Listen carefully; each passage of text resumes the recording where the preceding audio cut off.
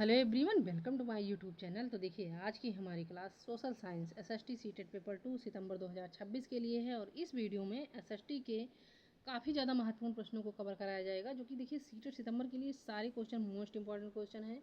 इसलिए आप लोग वीडियो पर कंटिन्यू बने रहिए और कंटिन्यू अपने पेपर की प्रैक्टिस करते रहिए।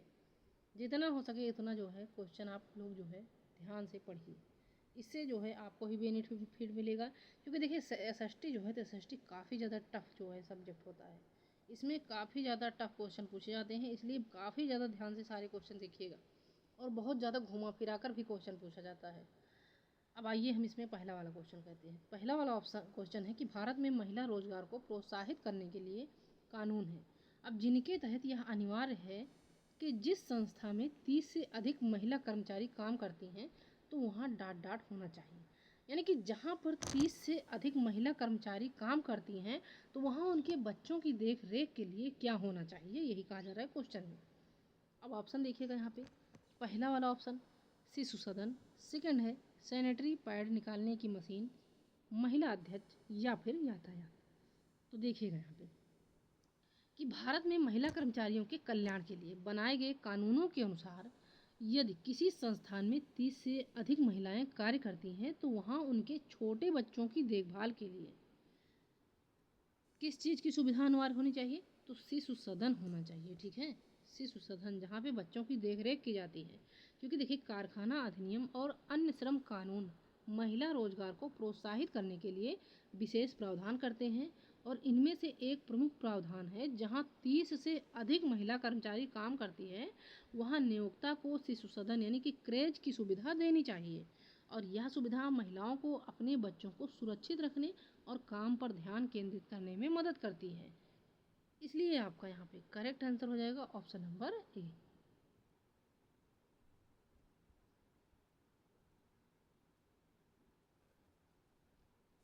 अब हम देखेंगे अगला वाला क्वेश्चन। अगले वाले क्वेश्चन में कहा जा रहा है कि रोजा पार्क्स, तो रोजा पार्क्स द्वारा बस में अपनी सीट देने से मना करना संयुक्त राज्य अमेरिका में किस आंदोलन का शुरुआती बिंदु बना। ऑप्शन नंबर फर्स्ट देखिए, लिंग अधिकार आंदोलन का, सार्वजनिक स्थलों में प्रवेश की समानता का आंदोलन का, सी है नागरिक अधिकार आंदोलन का, डी है श्वेत महिलाओं के लिए न्याय आंदोलन का। तो देखिए कि जब रोजा पार्क्स जो है तो एक महिला थी, ठीक है, और रोजा पार्क्स ने अपनी सीट यानी कि किसी अंग्रेज को देने से मना कर दिया। संयुक्त राज्य अमेरिका में ही ये आंदोलन हुआ था, और जानते हैं वहाँ पे अंग्रेज लोग ही रहते हैं। तो उन्होंने एक अंग्रेज को अपनी सीट देने से मना कर दिया। उसी मना करने के बाद ये आंदोलन शुरू हुआ। अब देखिए कि यह प्रश्न जो है तो अमेरिका में नागरिक अधिकार आंदोलन से संबंधित है। यानी कि जब रोजा पार्क्स बस में अपनी सीट देने से मना करना संयुक्त राज्य अमेरिका में किस आंदोलन का शुरुआती बिंदु माना गया, तो ये माना गया देखिए नागरिक अधिकार आंदोलन। ठीक है, नागरिक अधिकार आंदोलन, क्योंकि रोजा पार्क्स ने 1955 में, कब, 1955 में अलबामा के मोंटगोमरी में एक बस में गोरे व्यक्ति को अपनी सीट देने से इनकार कर दिया था। उनके इस कृत्य ने अश्वेत समुदाय को प्रेरित किया और मोंटगोमरी बस बायकॉट शुरू हुआ, और यह घटना अमेरिका में नागरिक अधिकार आंदोलन का शुरुआती बिंदु माना जाता है। और रोजा पार्क्स को नागरिक अधिकारों की पहली महिला भी कहा जाता है। अतः सी वाला ऑप्शन जो है आपका यहाँ पे करेक्ट आंसर हो जाएगा। अब देखिएगा अगला वाला क्वेश्चन। इसमें कहा जा रहा है कि मीडिया के संदर्भ में एजेंडा तैयार करने से क्या अभिप्राय है। तो मीडिया के संदर्भ में एजेंडा तैयार करने से मीडिया विषय वस्तु जिसे सरकार द्वारा सेंसर किया जाएगा ये है, या फिर मीडिया का किसी एक राजनीतिक पार्टी के एजेंडे का प्रचार करना है, या एक स्वतंत्र मीडिया घटना जिसकी कोई भी पूर्व निर्धारित एजेंडा नहीं है, या ऑप्शन नंबर डी है कि मीडिया द्वारा मुद्दों को चिन्हित करना और उन्हें जनता तक पहुंचाना। तो देखिएगा यहाँ पे कि मीडिया के संदर्भ में आपसे पूछा जा रहा है कि एजेंडा तैयार करने से क्या अभिप्राय है। तो इस क्वेश्चन का करेक्ट आंसर हो जाएगा ऑप्शन नंबर डी कि मीडिया द्वारा मुद्दों को चिन्हित करना और उन्हें जनता तक पहुंचाना। क्योंकि देखिए एजेंडा तैयार करने का अर्थ है मीडिया कुछ मुद्दों को चुनकर उन्हें जनता के सामने महत्वपूर्ण बनाना, क्योंकि मीडिया तय करता है कि किन खबरों को प्रमुखता देनी है। और यह जनता की सोच और चिंता को प्रभावित करता है। और यह सरकार या किसी पार्टी का एजेंडा नहीं है, बल्कि मीडिया का एक अपना चयन होता है। और इस प्रकार एजेंडा तैयार करने का मतलब मीडिया द्वारा मुद्दों को चिन्हित करना और उन्हें जनता तक पहुंचाना है। अतः आपका सही उत्तर हो जाएगा ऑप्शन नंबर डी।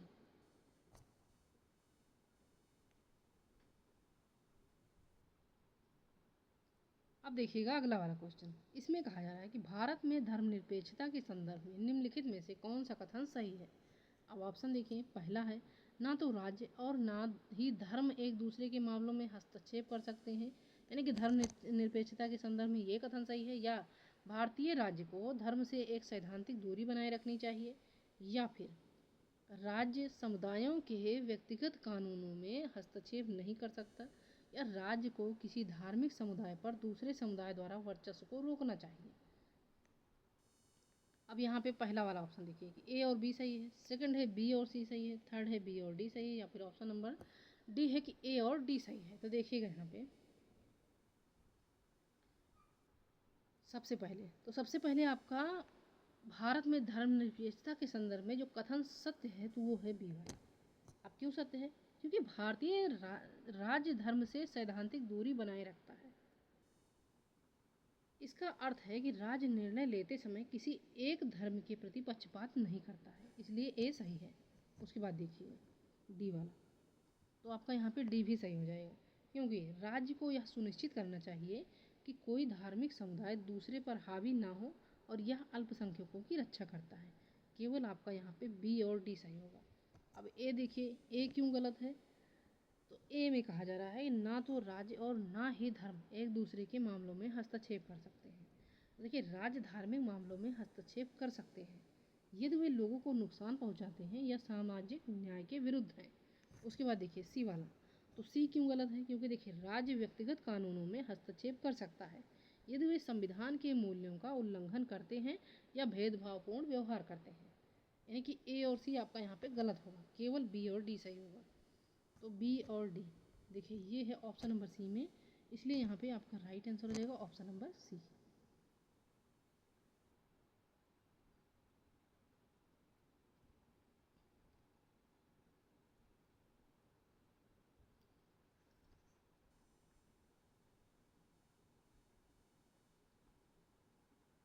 अब देखिएगा अगला वाला क्वेश्चन। इसमें कहा जा रहा है 1952 से 2019 तक भारतीय संसद में निम्नलिखित में से किनके लिए आरक्षण था। तो 1952 से लेकर के 2019 तक भारतीय संविधान में भारतीय संसद में किनके लिए आरक्षण था? अनुसूचित जातियों के लिए, आंग्ल भारतीय यानी कि एंग्लो इंडियन समुदाय के लिए, या महिलाओं के लिए, या अनुसूचित जनजातियों के लिए।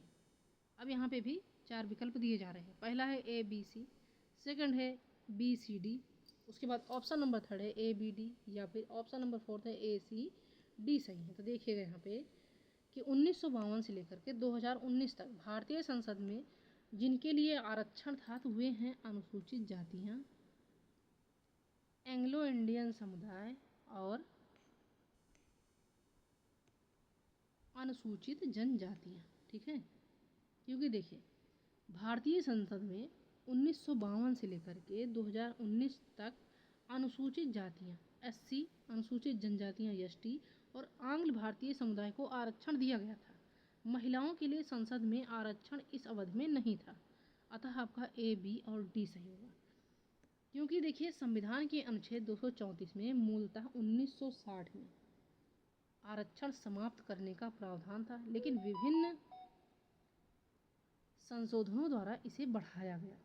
क्योंकि देखिए 103वें संशोधन में जब 2019 ने आरक्षण को 2020 तक बढ़ाया तो इसकी अवधि 1952 से लेकर के 2019 तक ही केंद्रित रही और इस दौरान एससी, एसटी और एंग्लो इंडियन समुदाय को आरक्षण मिलता रहा। महिलाओं के लिए स्थानीय निकायों में आरक्षण संसद में नहीं मिला। अतः आपका केवल जो है सही उत्तर हो जाएगा ए बी डी। तो ए बी डी ये है ऑप्शन नंबर सी में, इसलिए राइट आंसर हो जाएगा ऑप्शन नंबर सी। अब देखिएगा अगला वाला क्वेश्चन।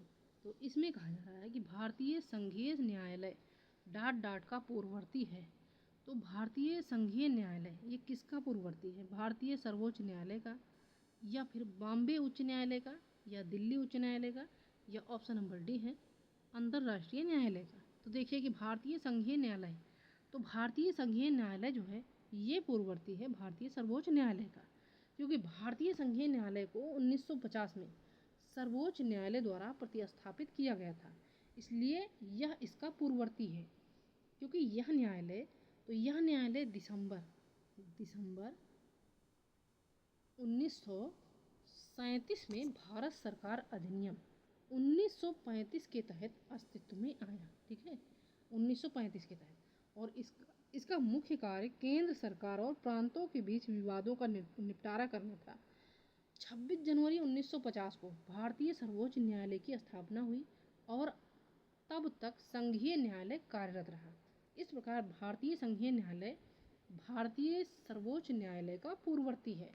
अतः आपका ऑप्शन नंबर ए जो है इस क्वेश्चन का राइट आंसर हो जाएगा। अब देखिएगा अगला वाला क्वेश्चन। इसमें कहा जा रहा है कि भारतीय संविधान के अनुच्छेद 39A के तहत राज्य का यह कर्तव्य है कि वह अपने नागरिकों को उपलब्ध कराए। तो भारतीय संविधान के अनुच्छेद 39A के तहत राज्य का यह कर्तव्य है कि वह अपने नागरिकों को क्या उपलब्ध कराए? सरकारी विश्वविद्यालयों में आरक्षण उपलब्ध कराए, या कानूनी सहायता उपलब्ध कराए, या फिर सार्वजनिक वितरण प्रणाली उपलब्ध कराए, या फिर धार्मिक उपासना की जगहों पर प्रवेश उपलब्ध कराए। तो देखिए कि भारतीय संविधान के अनुच्छेद यानी कि आर्टिकल 39A के तहत राज्य का यह कर्तव्य है कि वह अपने नागरिकों को कानूनी सहायता उपलब्ध कराए। क्योंकि आर्टिकल 39A, तो आर्टिकल 39 है राज्य को गरीबों और कमजोर वर्गों के लिए मुफ्त कानूनी सहायता सुनिश्चित करने का निर्देश देता है, और यह सभी नागरिकों को समान न्याय प्रदान करने के लिए बनाया गया है। और यह अनुच्छेद राज्य का कर्तव्य बताता है कि वह कानूनी तंत्र को इस तरह संचालित करे कि समान अवसर पर न्याय मिले। अतः आपका सही उत्तर हो जाएगा ऑप्शन नंबर बी।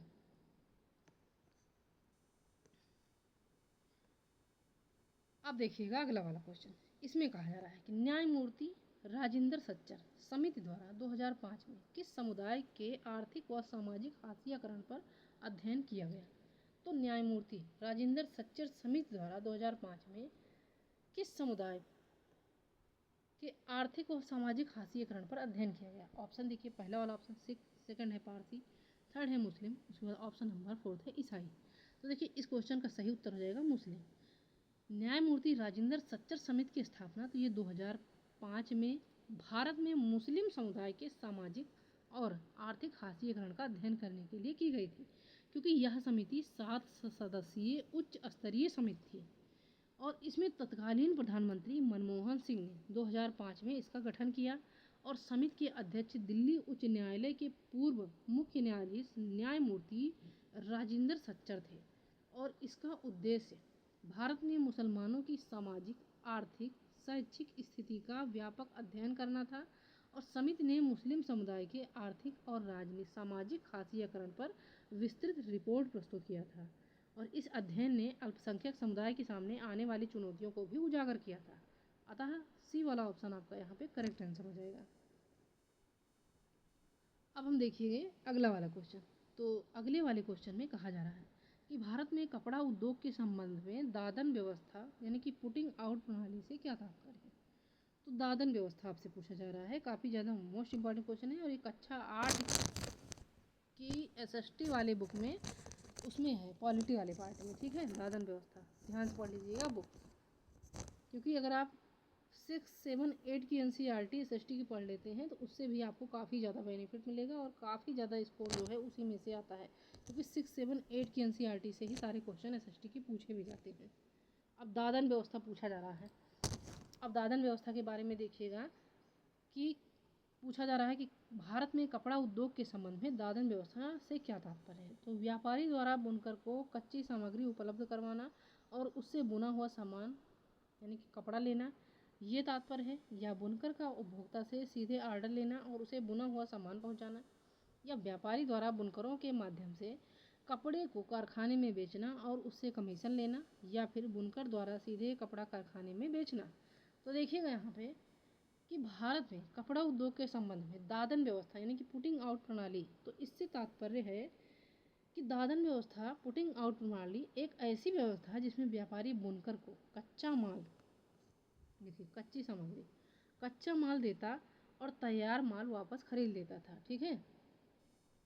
और इस प्रणाली में व्यापारी कच्चे सूत या रेशे की आपूर्ति बुनकरों को करता है और बुनकर उसे अपने घर पर बुनकर कपड़ा तैयार करता है और तैयार कपड़ा व्यापारी को सौंप देता है, जो बुनकर को मजदूरी भुगतान करता है। तो यह प्रणाली 18वीं शताब्दी में ग्रामीण उद्योगों की मुख्य विशेषता थी। इससे व्यापारी को पूंजी निवेश और बाजार नियंत्रण मिलता था। इसलिए आपका ए वाला ऑप्शन जो है करेक्ट आंसर हो जाएगा। ठीक है। और इसमें व्यापारी जो है तो वो मनमानी तरीके से पैसे कमाता था और बुनकरों को जो है तो काफ़ी कम लाभ होता था, क्योंकि जितना कम में जो है वो काम करवा सकता था मजदूरों से, उतने में कम में करवाता था और इतनी मेहनत के बदले जो है तो वो बुनकरों को बहुत कम पेमेंट भी देते थे। ठीक है।